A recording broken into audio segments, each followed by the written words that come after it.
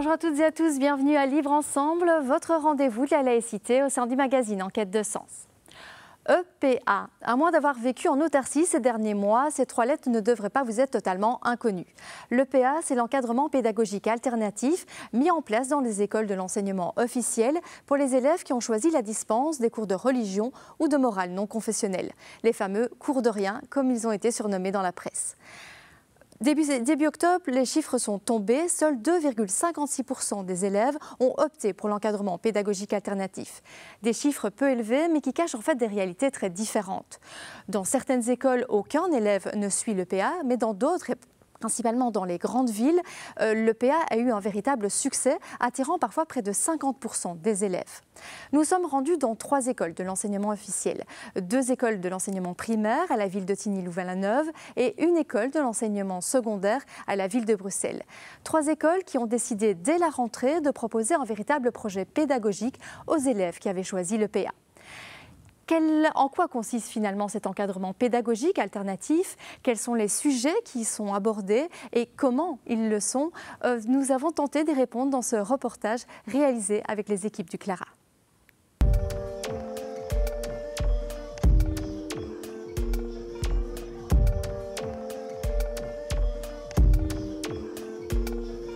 Donc il y avait une demande des parents d'avoir autre chose. On s'est dit qu'il n'était pas question de ne pas proposer quelque chose de cohérent très rapidement.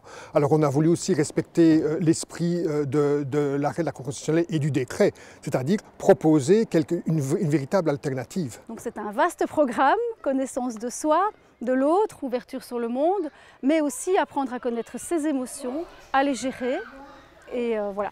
Et aujourd'hui, on va faire un petit voyage dans différents pays avec différentes coutumes. Et la chanson des Indiens, elle veut remercier les 4 éléments. Qui est-ce qui connaît les 4 éléments? Levez un peu la main pour voir, ça vous dit quelque chose? Maëlle, ça te fait penser à quoi? L'eau. Oui. Le soleil. L'eau. Le soleil, ça pourrait être quoi comme élément?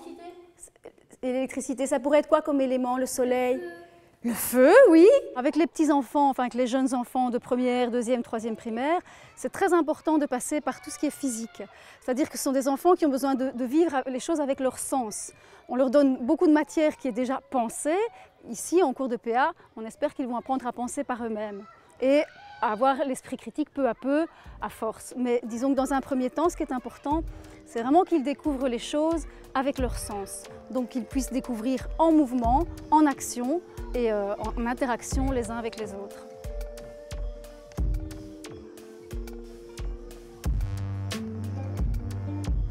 La première séance, on a introduit les choses en essayant de poser des questions. Et la première question qui est sortie de la part des enfants, ça a été « Pourquoi est-ce qu'on a créé un cours de PA ?» Et donc moi, je me suis dit que ce serait vraiment dommage avec des élèves en plus de 5e, 6e de passer à côté de ça. Et donc, on s'est dit qu'on allait essayer de répondre à cette question. Et la première réponse que les enfants ont donnée, c'est pour laisser le libre choix aux parents de choisir, d'inscrire leur enfant à un cours de religion, à la morale ou non, et donc de les dispenser et qui se retrouvent ici à l'EPA. Et donc, en parlant de libre choix, on est parti sur 3 séances sur la question de la liberté. Quelle définition est-ce qu'on donnerait du mot liberté? L'apprentissage. Ah, pourquoi est-ce que tu donnerais ce mot-là? Parce que par exemple, je sais que tu as dit à l'école, mais quand tu es à l'école, tu apprends et tu as la chance d'apprendre. Ça me plaît de connaître des autres choses que ce qu'on apprend d'habitude. On peut dire ce qu'on ressent.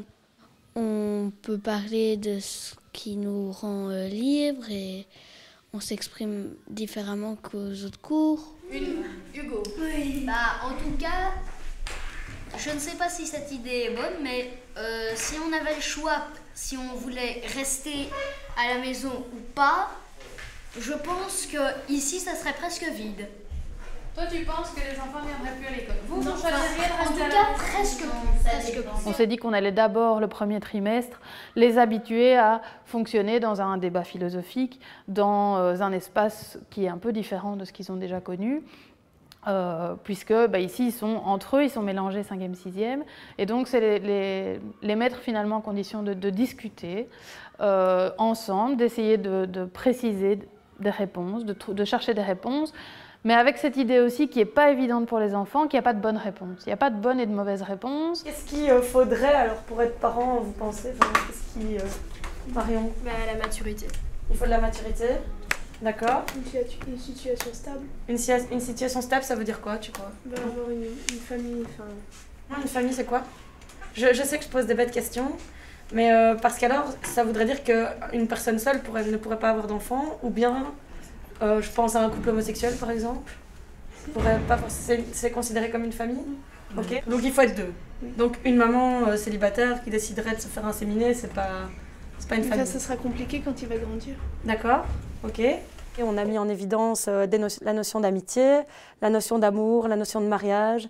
Et donc c'est à mon avis à partir de là et de ce qui sort des discussions qu'on va construire un petit peu le fil du cours. On est parti effectivement des 3 grandes notions qui ont été abordées dans cet objectif EPA, qui sont la démocratie, la compréhension des institutions, de leur fonctionnement.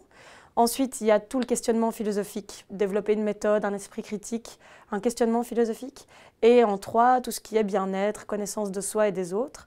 Et donc, je dirais qu'on est chaque fois parti non seulement de ces 3 objectifs-là, mais aussi, comme je viens de vous l'expliquer, d'une démarche un petit peu particulière, donc de sortir du cadre classique, de prendre un petit peu tout ce que les enfants nous amènent et de terminer par un projet final qui sera aussi auto-évalué par les élèves eux-mêmes.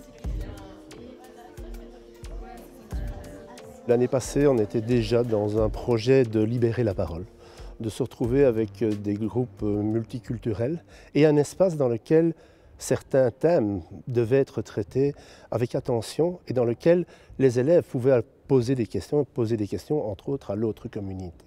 Je pense que pour l'instant, on est dans un laboratoire clairement qui donnera naissance au cours de citoyens, qui doit se vouloir à la fois une ouverture catégorique des différentes cultures, une ouverture de la parole.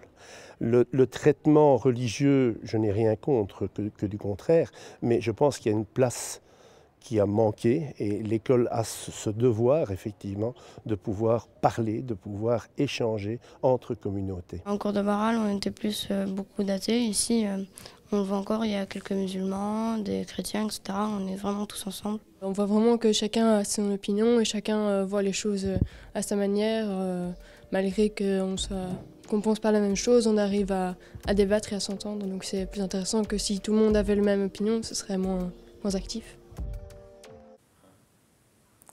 Comme l'a évoqué dans le reportage la titulaire de l'EPA, l'Athénée des Pagodes, les élèves devront réaliser un projet à la fin de l'année et devront s'auto-évaluer. Un procédé innovant qui a pour objectif de responsabiliser l'élève et de l'aider à se situer dans le groupe classe. Preuve encore que l'encadrement pédagogique alternatif fait office de laboratoire pour expérimenter de nouvelles approches pédagogiques. Laboratoire aussi du futur cours de philosophie et citoyenneté. Les députés de la Fédération Wallonie-Bruxelles ont approuvé fin octobre le projet de décret pour mettre en place donc, ce futur cours de philosophie et citoyenneté. Il sera mis en place dès septembre 2016 dans l'enseignement primaire, dès septembre 2017 dans l'enseignement secondaire. Une décision saluée par le Centre d'action laïque, mais pour lequel ce projet de décret ne va pas assez loin. Et le principal problème, le fait que les élèves, après la première heure de cours de citoyenneté, seront de nouveau séparés en fonction de leur choix religieux ou philosophique. Mais nous ne manquerons pas de revenir plus en détail sur ce dossier dans les prochaines émissions. Merci de nous avoir suivis et à très bientôt pour un nouveau numéro de Libre Ensemble, votre rendez-vous de la laïcité.